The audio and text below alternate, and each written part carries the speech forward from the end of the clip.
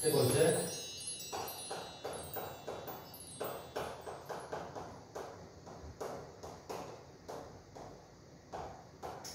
땅의 가치를 놓고 판단해 볼게요. 그 전에 제가 타이틀을 법정 지상권으로 써놨습니다. 그렇다고 하면은 법정 지상권 무슨 말이죠? 일단은 뭐가 쳐진 거죠? 지상권하고. 그렇죠.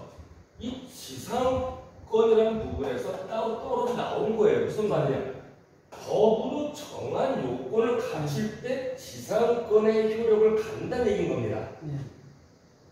제가 지상권이라는 부분을 물권 파트에서 말씀을 드렸습니다. 제가 간략히 다시 한번 지상권이라는 부분을 다시 한번 말씀을 드릴게요. 왜? 법정 지상권은 지상권에 출발하기 때문에 그렇습니다. 자, 이 지상권이라는 것은 민법 제 279조에 나와 있는데 어떤 내용이냐 간단히 설명드리면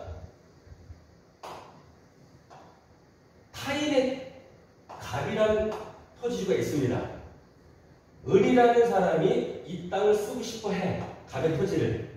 그러면 갑한테 가서 허락을 받아야 되겠죠. 남의 토지 쓰려면. 그렇죠? 근데 쓰는 방법은 여러 가지 있다고 말씀드렸습니다. 임대차 방식도 있고 전세 방식도 있고 여러 가지 있습니다만 그 중에 지상권이라는 방식을 말하는 이유는 을이라는 사람, 즉 갑의 토지를 쓰려는 사람의 목적이 뭐냐? 토지를 쓰려는 목적이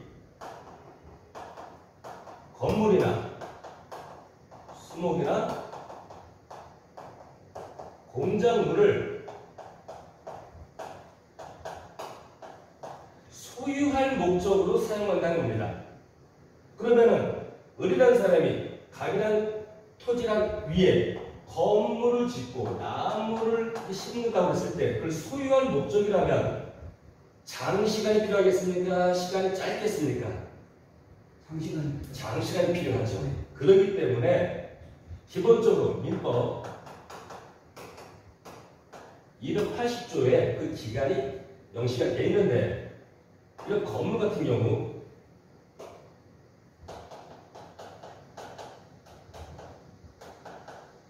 경관 건물때는 30년 이상, 만 30년 이상입니다. 일반 건물일 때는 15년, 공작물일 경우는 5년이라고 민법 280조에 명시해 놓습니다. 왜냐하면 이 연수가 등기법상에 의해서 토지주의 등기부등본에 등기가 돼야 되는 겁니다. 그렇기 때문에 기본적으로 을이라는 사람이 갑이라는 사람과 지상권을 설정하게 되면 갑의 등기부등본에 이 연수가 최하 이 연수 이상으로 찍히기 때문에 실질적으로는 갑이라는 사람이 지상권 설정을 해주겠습니까? 안 해주겠습니까? 안 해주죠. 어떻게 세상이 변할지 모르는데 내 토지를 상대방이 경관 건물일 경우에 30년 이 경관 건물은 예를 들면 석조라든가 돌로 만들었다든가 아니면 석회조, 콘크리트로 만들었다든가 아니면은 연화조, 벽돌로 만든 굉장히 경관 건물들이죠. 그 여기에는 주로 수목도 포함이 됩니다. 이런 부분에서 일반적으로 갑, 즉 토지주는 지상권 설정을 잘 해주지 않습니다. 그런데 말이에요. 앞에 붙은 이 법정이란 말이 붙어버리게 되면 이 을이라는 사람이 갑한테 허락을 받지 않고도 나름대로 조건을 갖추게 되면 이 해당 연수를 그냥 쓸 수 있는 게 법정 지상권인 겁니다. 그렇기 때문에 일반적으로 이 법정 지상권이 우려될 경우에 예를 들면 경매로 이런 토지가 나왔어. 근데 어떠한 예를 들면 뭐 건물 하나 있어. 토지만 매각되는 경매 사건일 경우에 내가 토지만 갖고 와도 되는데 지금 내가 받으려는 토지 위에 건물이 있을 경우에 아까 말씀드렸지만 이런 연유에 의해서 만약에 이 건물주가 내 허락 없이 그냥 해당 연수를 쓸 수 있다면 토지주 입장에서는 이 토지를 낙찰 받아야 되겠습니까? 낙찰 안 받아야 되겠습니까? 받으면 좀 말이 아프죠. 그렇죠. 일단은 나는 토지를 받는 이유는 뭔가 토지를 활용하기 위해서 집을 짓던가 아니면 그걸 만들기 위해서 나름대로 토지를 받으려고 그러는데 상대방 토지, 아니 상대방 건물이 그냥 내 허락 없이 이 연수를 쓴다 그러면 토지 주체에서는 주저할 수밖에 없지요. 그렇기 때문에 이 법정상 경매 사건으로 나왔을 때는 실질적으로 사람들이 일반인들은 입찰을 주저하게 되고 꺼려하게 되는 겁니다. 자, 이런 상황에서 가치적 판단이라는 부분은 결국 뭐냐? 내가 온전히 토지를 낙찰받아서 이 토지를 활용하는 토지가 좋겠습니까? 아니면 토지를 낙찰받았는데 예를 들면 이런 짱돌이 눌러있던 예를 들어볼게요. 다른 사람 건물입니다. 활용하는 토지 좋습니까? 활용 못하는 토지가 좋습니까? 활용하는 토지가 맞습니다.